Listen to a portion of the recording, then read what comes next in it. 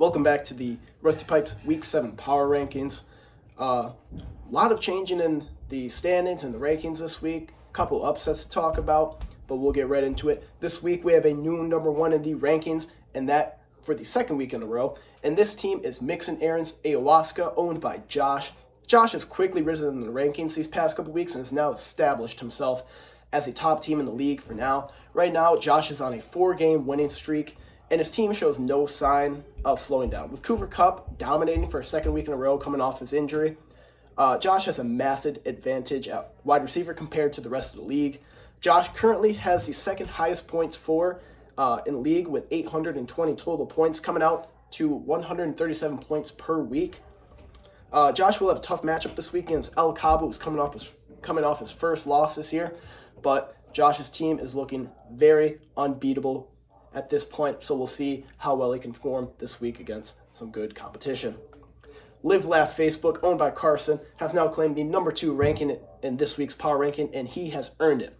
Carson is on a 5-game winning streak and sits at 5-1 on the year, and he has a very impressive all-around team. He has a strong wide receiver and running back duo and a great QB in Tua, who is currently, I believe, the QB 1 or 2 for fantasy this year. Just all around that Miami offense doing really well. Carson's got Raheem Mostert at running back, who's still performing. He's got like 11 touchdowns already on the year.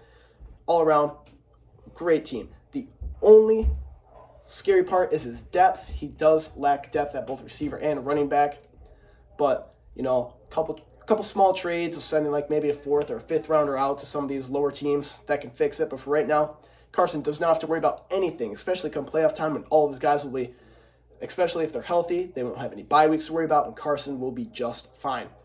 He is currently sitting at 817 total points on the year and averaging 136 per week, just under Josh.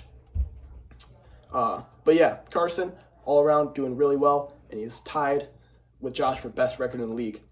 Number 3 ranking this week goes to Baby Back Gibbs, owned by Smiley. Another tough loss this past week at the hands of Josh. It was tough because Josh had put up 157, really hard to compete with. Smiley has done it before. He's gone above that, but down week for his team, especially with CMC getting knocked out with an injury. Smiley falls to 4-2, but remains a top 3 team in the league for a few reasons. Firstly, Smiley currently has the highest points for in the league right now with an 833 total, and has the second highest points against with 791, only behind Shazimler's list. With stats like these, Smiley is compared to USC with how they have high-flying offense that can just put points up, but is always in shootouts and just sometimes can't pull away, especially, I know he don't have players defending the other team, but, you can only put up so many points before those other guys just have those lucky weeks where they blow up. I expect Smiley to turn things around as this team is just too good to continue losing like this. Our number 4 ranking this week belongs to El Cabo, owned by Cobb.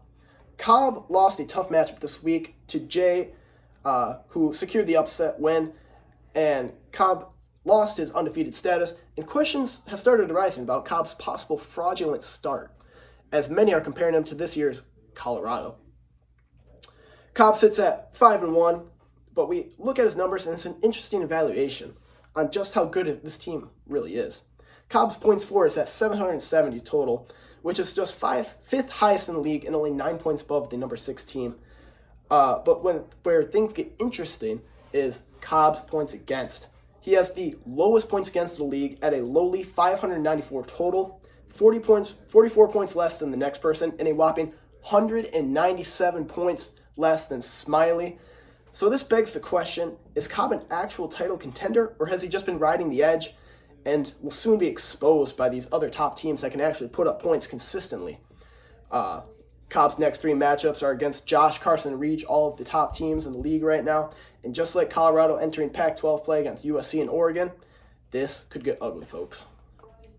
Next in the rankings, we have Parlay Melee, owned by Reach. Reach currently sits at 4-2 on the year, and just like his brother, is coming off a tough upset loss to Russ, who's currently tanking for next year, so that makes it even more embarrassing. At least Jay is trying to compete.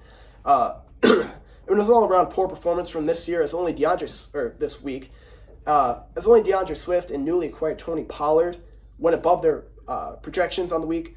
Unlike Josh, Reach has question marks all around his receiver core, as Calvin Ridley and DK Metcalf are just too inconsistent week in and week out. Yeah, they can have those boom games, but most of the time this year they've just been busts. And Reach may need to make a trade for a more consistent wide receiver if he wants to compete for a championship. Schultz comes in at our number 6 ranking this week. Schultz had a fairly easy win last week over Not So Dangerous, as Michael is currently selling off this year. And his team is cooking, though.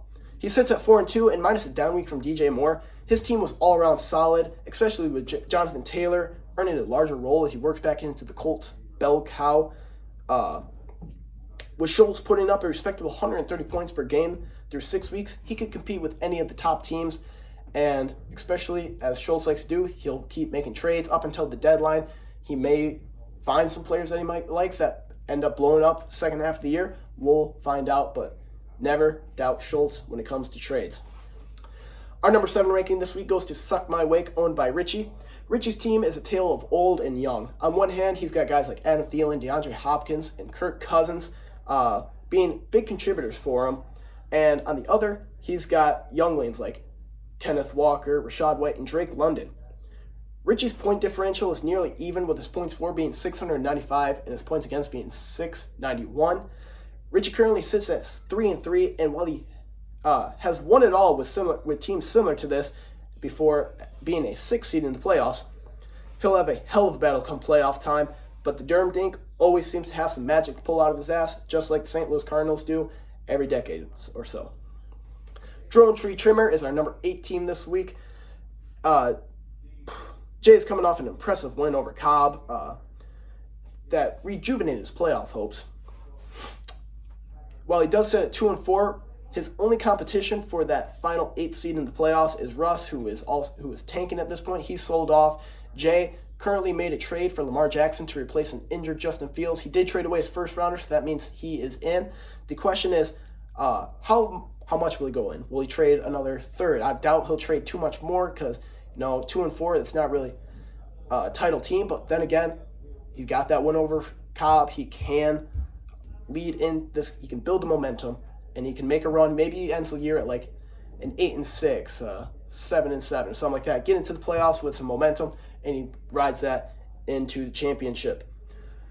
But Jay currently has a negative point differential on the year, so if he wants to make a run, he will have to make some trades to combat with those top teams like Josh, Smiley, and Carson. Next in the rankings, we have Sierra's Cuck, owned by Russell Amadon, aka Mr. Worldwide, as he seems to be everywhere in Europe these past week or two. He's been in Amsterdam, he's been in London, he's been in Germany, it seems. He's just drinking it up, enjoying the Packers games, as I believe, they had a bye. Well, at least he was able to enjoy it without having to watch the Packers lose. But back to the fantasy football, though. Russ kind of screwed up his draft position this past week with a close upset win over Reach of a score of 117-115, and is now sitting at 2-4, tied with Jay for the 8th seed. Russ is selling off, though, so that's why he is below Jay, and won't be in contention to win a lot more games this year, as his focus is now on who he will trade away and who he wants to choose as his keeper, getting ready for next year. Our number 10 team in the rankings this week is Not So Dangerous, owned by Michael. Michael, like Russ, is selling off, but unlike Russ, lost this week and helped himself in the race for a higher draft pick. He now sits at 10th in the standings, which puts him at number 3 overall for next year's draft if the season ended today.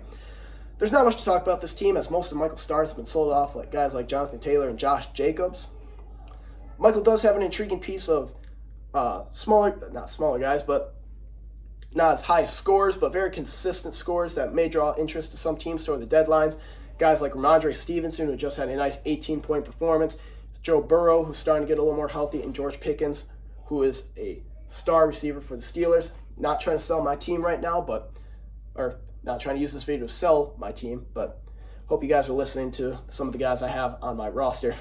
At number 11, we have Mike Moore, who won his first game of the year, knocking off Juicy Bear in the Tank Bowl last week, which was last week's matchup of the week between our final 2 winless teams, and Mike comes out on top. Shazimler's list is now 1-5 on the year. It's been a rough year for Mike, though, as he does have the highest points against in the league with a grand total of 881 points against him. So not all of his early losses were really all on him and his team, but now, as its trade season is rolling in and has been in season for a couple weeks now, a lot of these losses are just whatever. He's aiming for that better draft position. He's already sold off guys like Derrick Henry and Lamar Jackson. He's building for next year.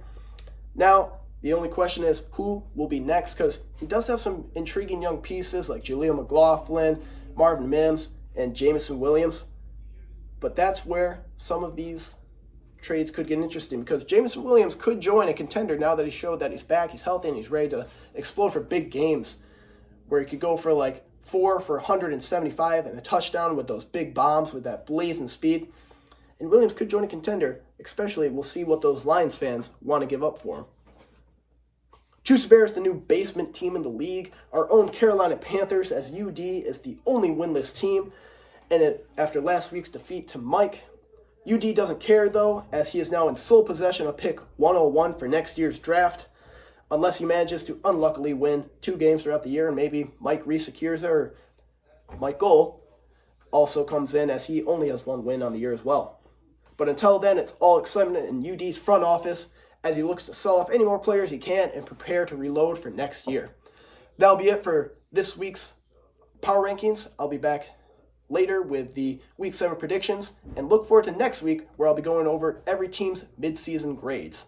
Thank you.